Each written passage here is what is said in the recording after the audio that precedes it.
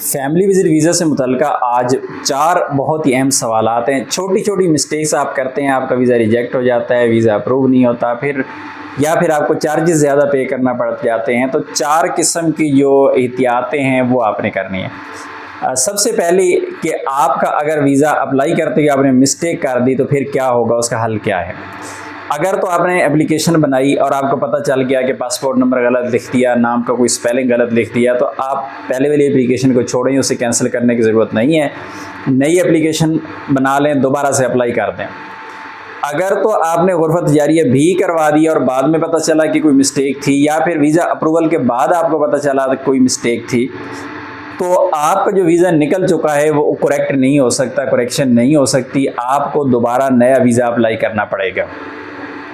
अब सवाल ये है कि पहले जो आपने वीज़ा निकाला था अब वो अप्रूव हो चुका है, तो क्या उसके ऊपर दूसरा नया वीज़ा निकल आएगा? तो जिसके कोई 70-80% चांसेस हैं कि आपका वीज़ा दोबारा निकल आएगा। पिछले 6 महीने साल में हमने देखा है कि एक दफ़ा वीज़ा निकल आया, दोबारा वीज़ा नहीं निकलता था। लेकिन अभी वीज़े निकल रहे हैं, जिसकी अगर कोई मिस्टेक होगी, आप दोबारा वीज़ा अप्लाई कर देते हैं तो दोबारा भी वीज़ा आपका निकल आता है। ये तो है एप्लीकेशन के हवाले से। उसके बाद दूसरा जो सवाल है वो ये है कि मैं ख़ुद पाकिस्तान में हूँ, तो क्या मैं अपनी फैमिली का विज़िट वीज़ा अप्लाई कर सकता हूँ? तो इसका जवाब यही है हाँ, बिल्कुल। हमने अपना एक्सपीरियंस किया है इस पर। तो एक भाई साहब पाकिस्तान में हैं और उन्होंने फैमिली का वीज़ा निकाला है और सऊदी अरबिया से उनका वीज़ा निकल आया, जबकि वो ख़ुद छुट्टी पर थे। पहले मैं आपको ये बताऊं कि बहुत सारे लोगों के माइंड में होगा कि ये नहीं निकलता, पहले नहीं निकलता था, लेकिन मैं अभी की बात कर रहा हूँ, लेटेस्ट इन्फॉर्मेशन आपके साथ शेयर कर रहा हूँ कि आपका वीज़ा जो है वो निकल आता है। हाँ, ये एक अलग इशू है कि वीज़े की जो अप्रूवल है वो लेट आ रही है। वो सब लोगों की आ रही है, 10 दिन, 15 दिन, 20 दिन पे अप्रूवल जा रही है नॉर्मली। तो अप्रूवल आ जाएगी, लेट आएगी लेकिन आ जाएगी इंशाल्लाह। हाँ, अगर रिजेक्ट होता है तो कोई और वजह भी हो सकती है, लेकिन अगर आप सऊदी से बाहर हैं तो कम से कम ये एतराज़ नहीं लग के आ रहा, बल्कि आपका वीज़ा जो है वो निकल रहा है। उसके बाद आ जाते हैं कि ऐसा बंदा जो सऊदी में रह के अपनी फैमिली का वीज़ा निकाला, अभी वो पाकिस्तान में है, खुद छुट्टी पर है, तो क्या इस दौरान फैमिली का विजिट वीज़ा स्टैंप हो सकता है? तो जी बिल्कुल हो सकता है। कुछ अर्सा पहले ये मामलात चले थे कि अगर स्पॉन्सर जो है वो सऊदी अरबिया से बाहर है तो ताशीर ऑफिस वाले कहते थे कि नहीं, बंदा जब तक सऊदी के अंदर नहीं होगा तब तक वीज़ा स्टैंप नहीं हो सकता। एहतियात आपने एक ही करनी है कि जो स्पॉन्सर है उसका ताशीर वालों को बताने की ज़रूरत नहीं है, वीज़ा इंशाल्लाह आपका स्टैंप हो जाएगा। वैसे कोई बंदा ऐसा वहाँ पर बैठा हुआ हो तो वो फिर जानबूझ के कह देते हैं कि ये स्पॉन्सर इधर है, वीज़ा स्टैंप नहीं होगा, ये बड़ा मसला बन जाता है, या फिर वो सीधे इनकार कर देते हैं कि नहीं जी हम सबमिट नहीं कर सकते। लेकिन ये है कि आपका वीज़ा जब सबमिट हो जाता है तो इंशाल्लाह आपका वीज़ा स्टैंप भी हो जाएगा। अच्छा, पाकिस्तान में स्टैंपिंग के हवाले से काफ़ी ज़्यादा मसाइल हैं इस वक्त। बहुत सारे लोग ऐसे भी हैं, मेरे पास ज़्यादातर लोगों की लिस्ट है, उसमें ज़्यादातर लोग जो हैं इनको 10 दिन 12 दिन से टाइम ऊपर हो गया, 15 दिन 18 दिन अभी तक वीज़ा स्टैंप नहीं हुआ। वीज़े पाकिस्तान में स्टैंप हो रहे हैं लेकिन स्लो हो रहे हैं। उसकी मुख्तलिफ रीज़न्स हैं। एक तो ये है कि पिछले हफ्ते, उससे पिछले हफ्ते एम्बेसी की छुट्टियां काफ़ी थी, जिस वजह से काम जो है वो पेंडिंग में चला गया। एक वजह ये थी। दूसरी वजह ये है कि हज के बाद फैमिली विजिट वीज़ा पहले 30 दिन कभी स्टार्ट होता था, कभी 90 डेज़, कभी क्या हो रहा था, लेकिन जब 90 डेज़ कन्फर्मेशन हुई है तो लोगों ने वीज़ा निकालना शुरू कर दिए और धड़ाधड़ जाके वीज़ा ताशीर ऑफिस में सबमिशन स्टार्ट हुई। तो उस वक्त फिर एम्बेसी के पास बहुत ज़्यादा रश लग गया, जिस वजह से वीज़ों में स्टैंपिंग जो है उसमें ताख़ीर हो रही है।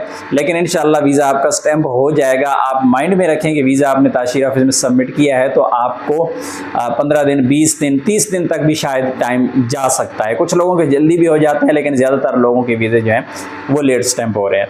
अभी आ जाते हैं एक बहुत ही अहम जो है आपकी मिस्टेक है, वो है आपकी अपॉइंटमेंट। जब आप अपॉइंटमेंट बुक करते हैं तो अपॉइंटमेंट बुक करने में किसी किस्म की गलती की कोई गुंजाइश नहीं होती।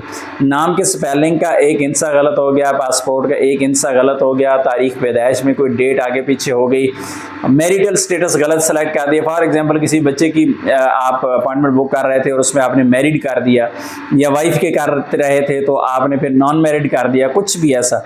यानी ताशीर ऑफिस, ताशीर की वेबसाइट पे जो भी आपने डाटा फिल करना है उसमें इतनी सी भी गुंजाइश नहीं है कि किसी चीज़ में आपने कोई गलती कर दी या चले कोई नहीं चल जाएगा।